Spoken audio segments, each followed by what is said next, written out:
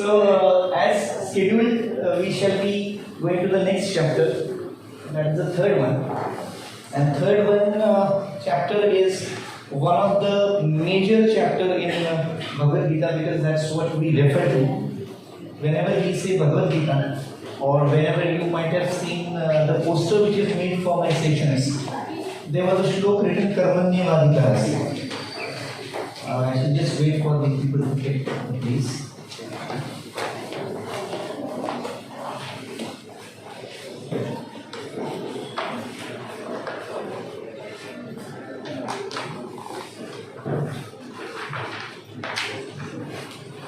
Well, before I go ahead, I must mention one incident which has happened with me when I was publishing this book somewhere in December 2016.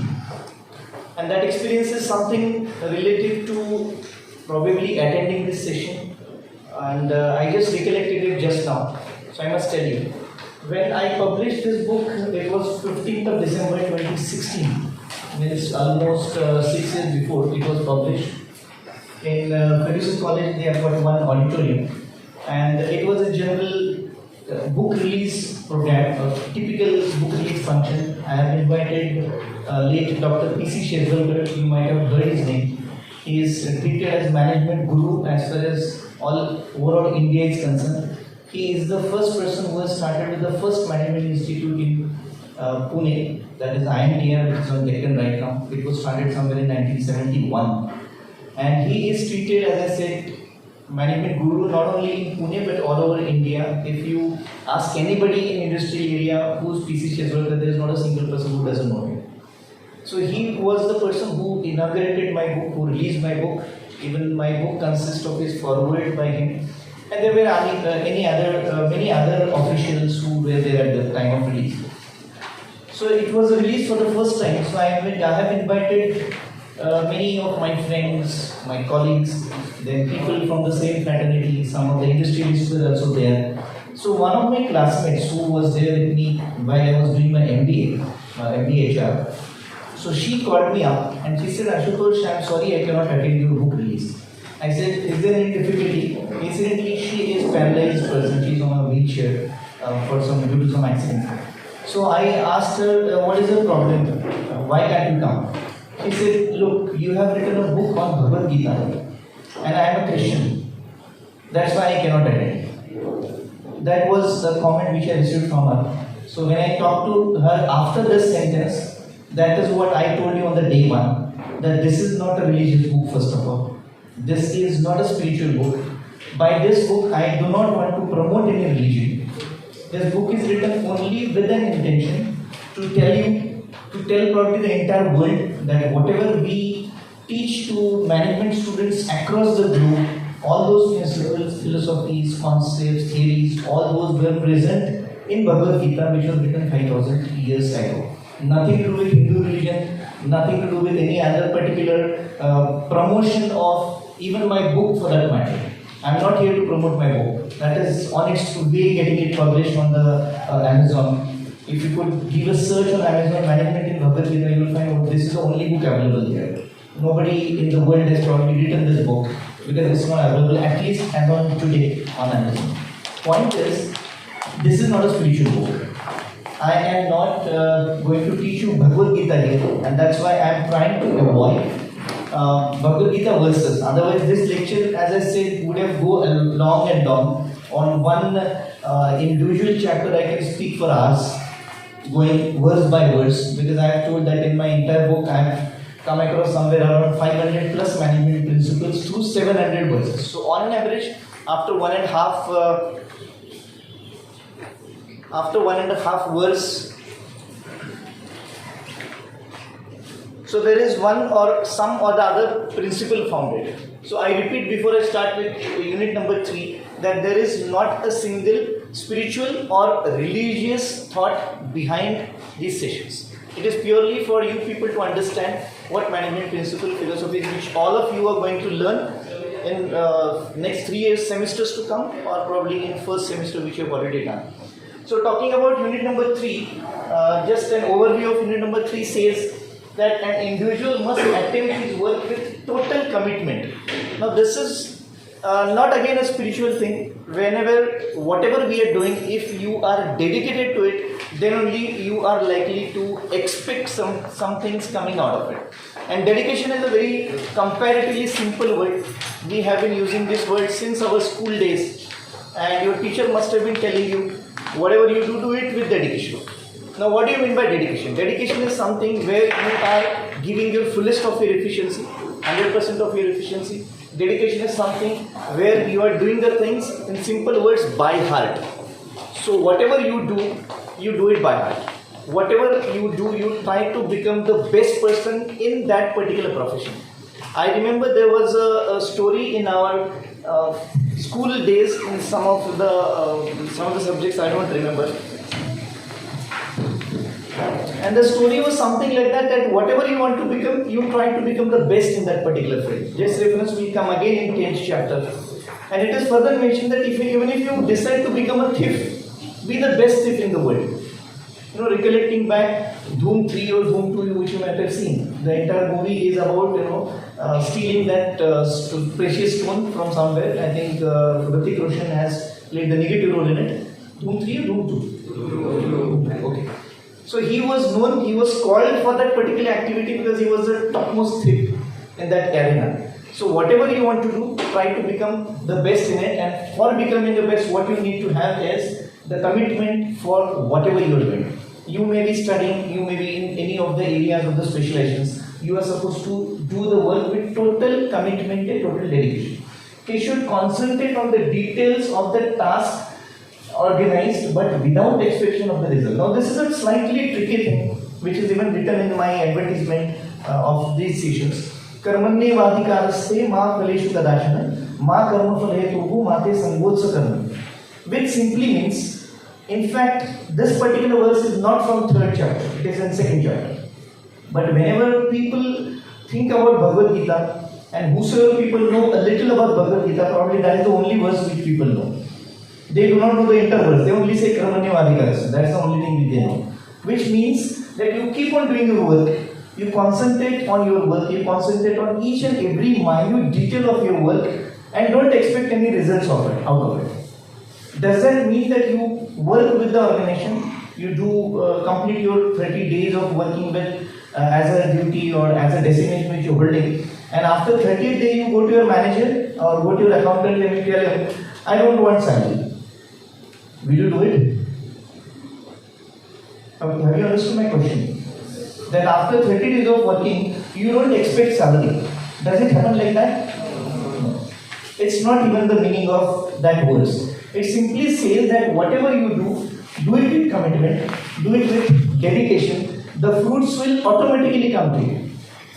Now the simple example for this, just for the sake of understanding this concept, it's a very raw example, some of you may not accept this example, but then if you take the example of most of the government people, or most of the government, that too at the clerical level, at a lower level. At higher level people have to work because the departments have to work.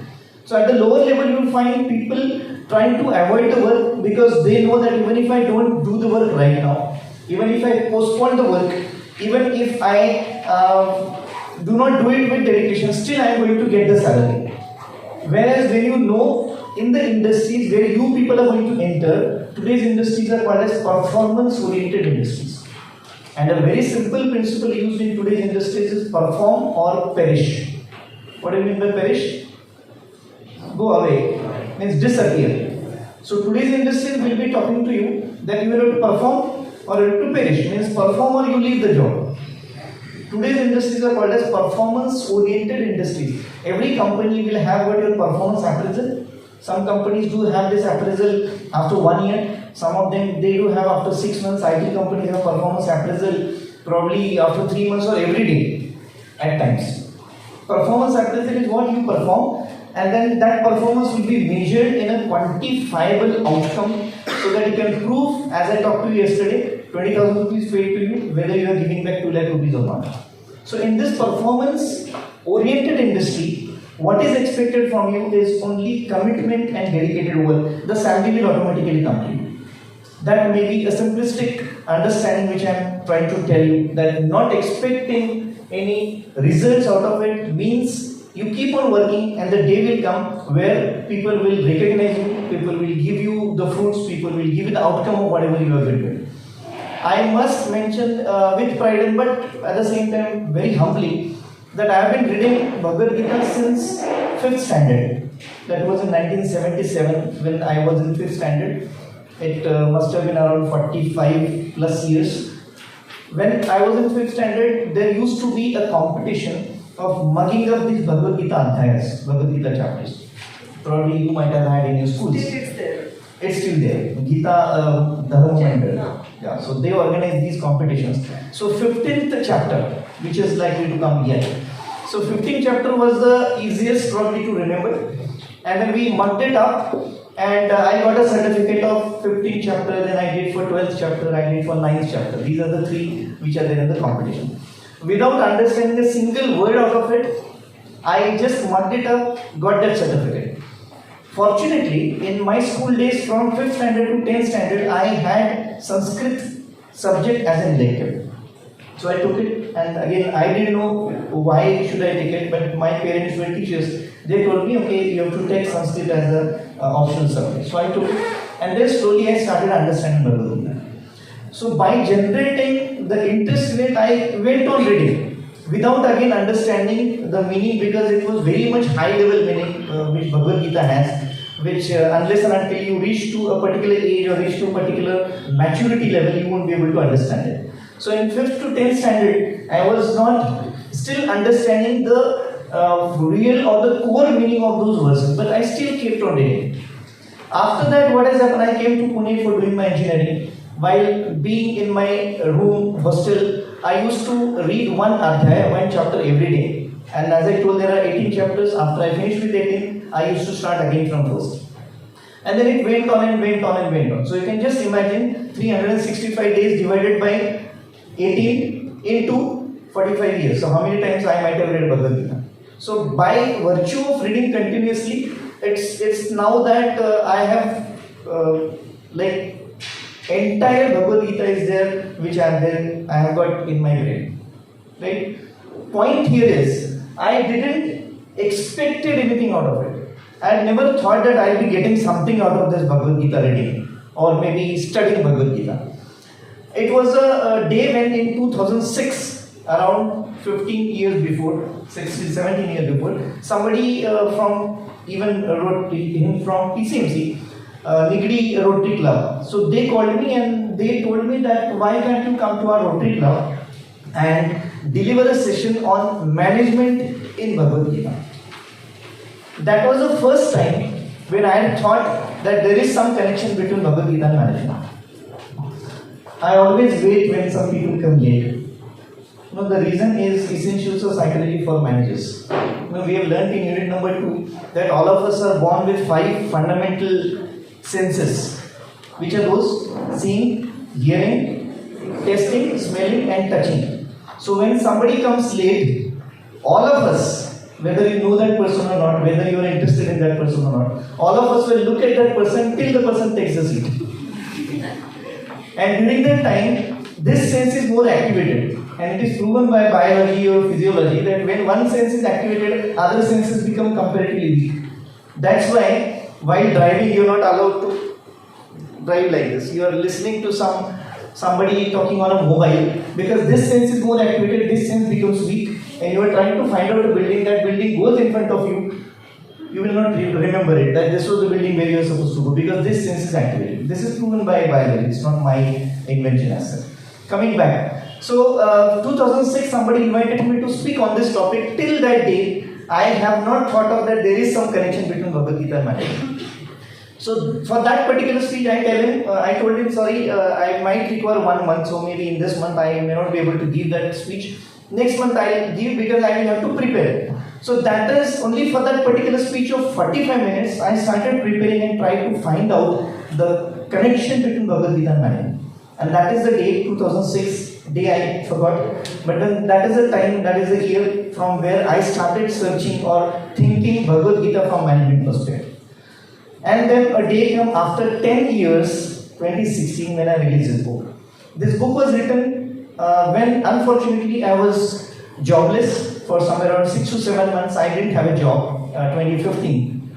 For some reason, I had been to Rwanda, Africa for one semester. I came back, and there was a time where recruitment was not happening. So during those 6-7 months, I could write this book. Again, I didn't have an intention to make money out of this book. Many sessions in industries or institutes, colleges I have given for free these sessions because the intention is not to make money. Now that book is available on Amazon. That initially the 2016 edition 1000 copies I have sold, another 200 were sold just in last 1 month, and such sessions are going on. I have given more than 150 sessions, so at least 1 hour to 2 hour duration. This is probably the longest and extended community which I have told. What I am trying to tell you is that I didn't expect any fruits out of it. I went on doing my work with commitment to myself. I went on doing my work dedicatedly. I am getting the fruits now.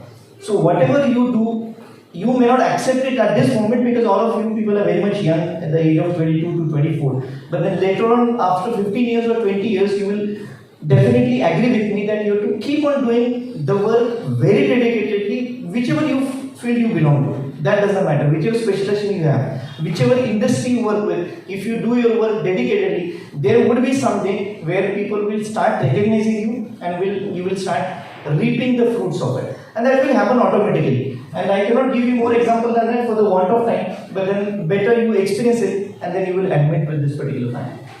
So without expectation of result is to be done, but then the meaning is not that you don't expect salary.